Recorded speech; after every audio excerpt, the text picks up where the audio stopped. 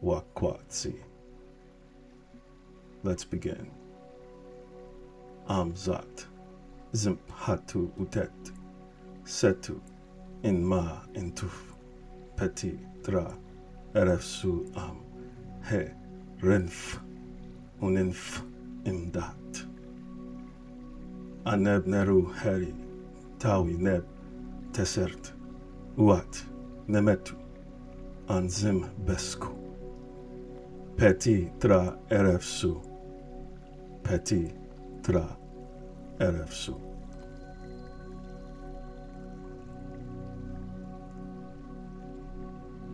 Okay, now we can talk. In America, we live in a very peculiar and rather remarkably strange version of life. I have come to realize that at a fundamental level, we have come to a point where almost everything that is foundational to creating a healthy and balanced life has been replaced by a wicked caricature, if you will.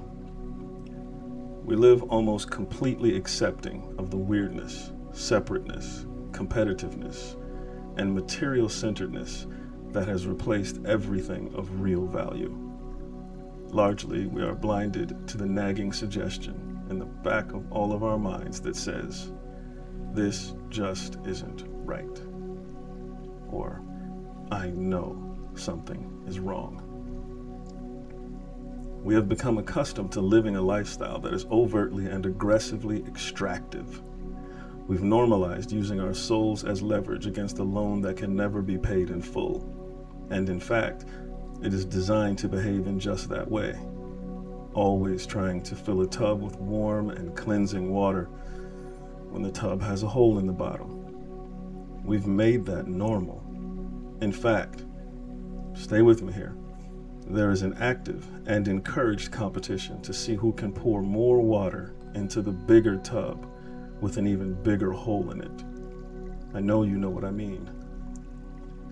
The reason that it is so successful is that no one ever teaches you that the standard issue tub has been broken since it was given to you.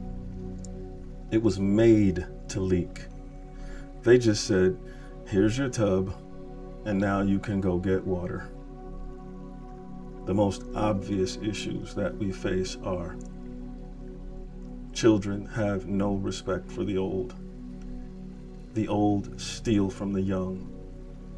Men can't be men without ridicule. Women can't be women without feeling weak. Schools teach how to be property. Food is basically poisonous industrial waste and genetically tampered with slop loaded with salt, sugar, and seed oils. Stop me when you hear something wrong. Water is contaminated. The air is contaminated. Real respect, and I mean real respect for others, is almost dead. Division along the lines of any difference of appearance or opinion is interwoven into the social lattice structure. Neighbors are seen as potential enemies, and strangers are strangers instead of other human beings. War is peace. Lies are truth. Obedience is freedom. Paranoia is security. Aggression is strength, etc., etc., etc. Listen, having been to very different countries, I can say most assuredly that the rest of the world is not what we have been told. I can also say with great confidence that what we experience here is also not what we've been told, not what we feel, not what we're hearing, and not what we're seeing.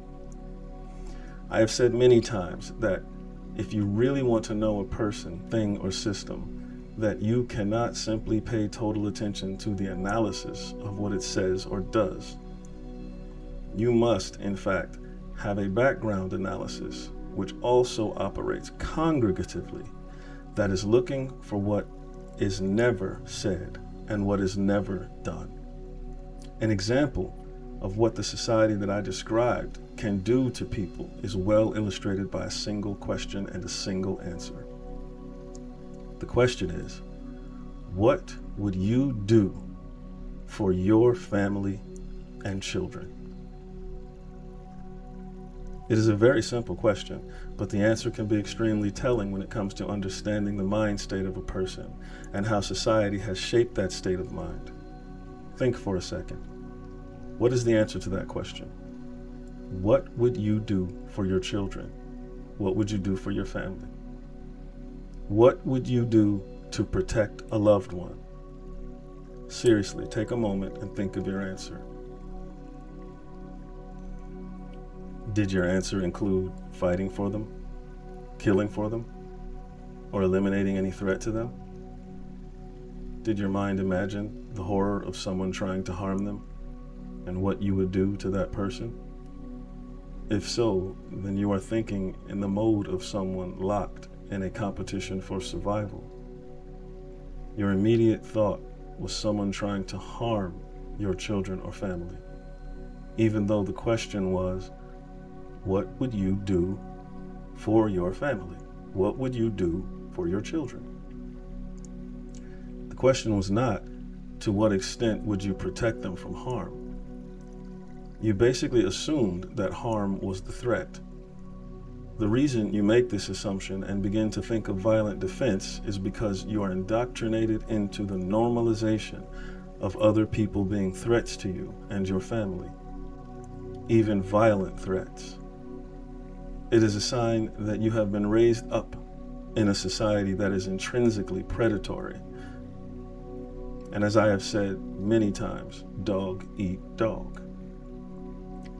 If you had peace in your life, felt hope in your life, or lived in a society where physical safety was not deemed constantly under threat from your neighbor, then you might have answered the question with something like, I would share with them.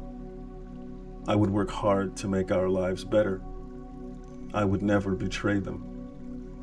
I would give them my time and energy so that they know that they are loved.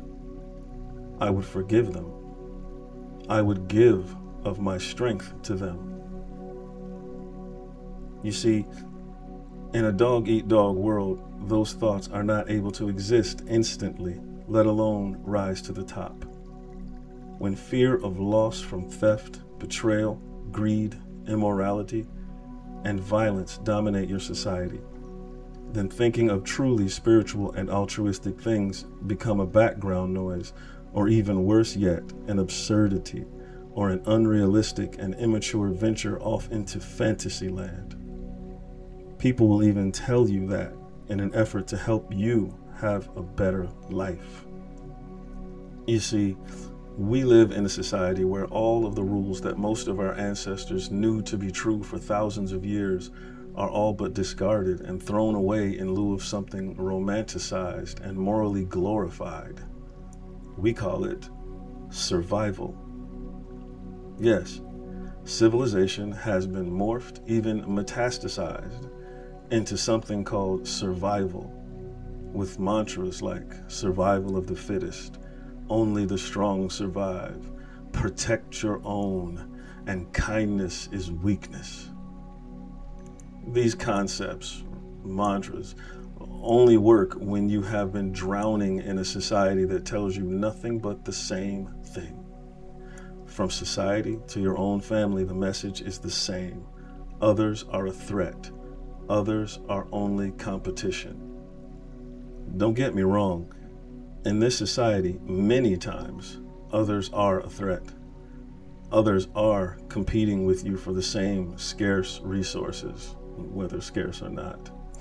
Whether it is money, food, a job, or a parking spot. In fact, we all know that people have lost their lives for parking spots right here. People lose their lives for traffic disagreements and road rage daily.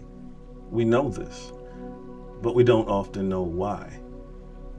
Some of you know that you feel a sense of thrill or satisfaction when you see the person that was cut off by or behind a slower driver, when you see them releasing the anger on that individual. Sometimes you do it. Many times you even feel no remorse when you realize that the driver was elderly, handicapped, or otherwise in a compromised or weakened state. In fact, many of you don't care if that person was actually meeting or exceeding the speed limit. You just wanted to go faster, and it made you angry that you couldn't because they were stopping you. The valuable thing to understand in this situation is why many people get so angry and just even infuriated. The blunt answer rhymes with part of your life, in your own opinion, shucks gas.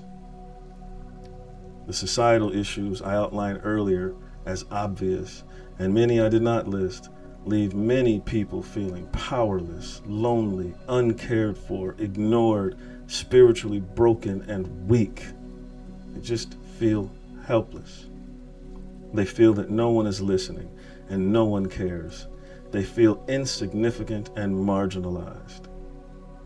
Having a 1-ton fast-moving enclosure around them gives them a sense of having some power and safety to express their frustration. What needs to be understood is that at the very foundation of our society is an operating system best titled as barbarism. I'm sorry, you don't have to like it. It's just reality. Our system, from its beginning, it is devoid of ethics, morality, integrity, loyalty, honesty, and empathy. This must be realized. The reason that this may sound like it cannot be true is because all of it is. Let me explain what I mean. A system absent honesty, integrity, and morality can come up with the most prideful and ingenious lip service and slogans about ethics, loyalty, and empathy, even while actually demonstrating none of those virtues in real actions and practical application. Even doing the opposite. For instance, things we're all familiar with. The war on drugs. That only increases the number of addicted to, dying from, and growing up tormented by drugs. Some other examples of terribly unrealistic slogans are war on poverty, the Affordable Health Care Act, No Child Left Behind, the United Nations, and the list goes on and on. You know it does. Set aside your ideology for 5 seconds and just rethink about what I just said. Listen to it again. It's not an accident that most legislation does the exact opposite of what its header or title connotes. Everyone jokes about this fact, even though it's not funny. Okay, now that I've re-scratched the surface again, it is time for you to go look at your surroundings with more focused eyes and understand why things are the way they are. Once you do this honest work of taking inventory of what I have described about our society, then you will be able to understand one of the greatest deceptions handed to you as a fact. You will begin to understand that everyone does not think the same way. Everyone does not live by a foundation of dog eat dog. Everyone does not worship at the twin altars of dominance and competition. I know it's extremely difficult to absorb. It's extremely difficult to understand because we've been inundated with these messages from birth. You will see that it is possible to have a society that truly values innovation and productivity in a way that eliminates poverty. You may begin to see something even more incredible. You may begin to see that we are not at the pinnacle of civilization, and in fact, we are nearing the bottom again. I know you see the cobwebs. crisscrossing the sky, don't you?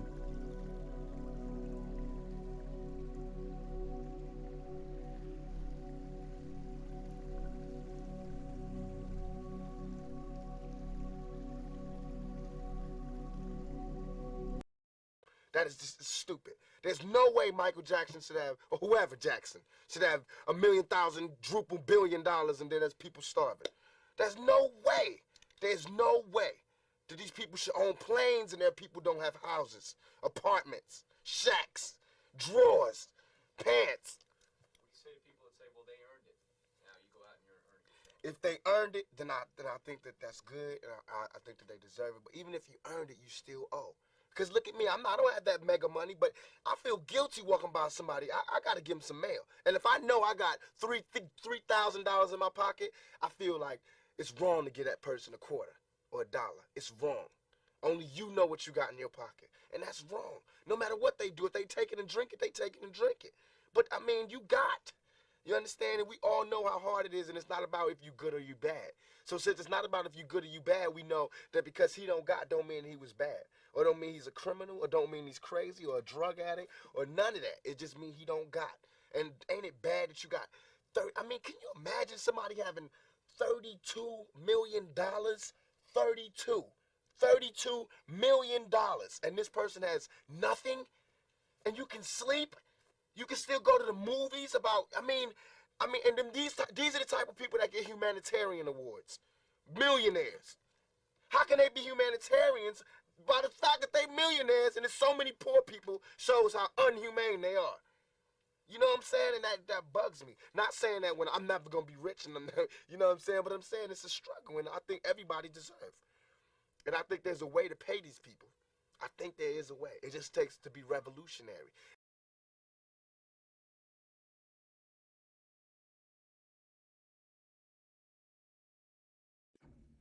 Wa Qqa Tsi. Who is it?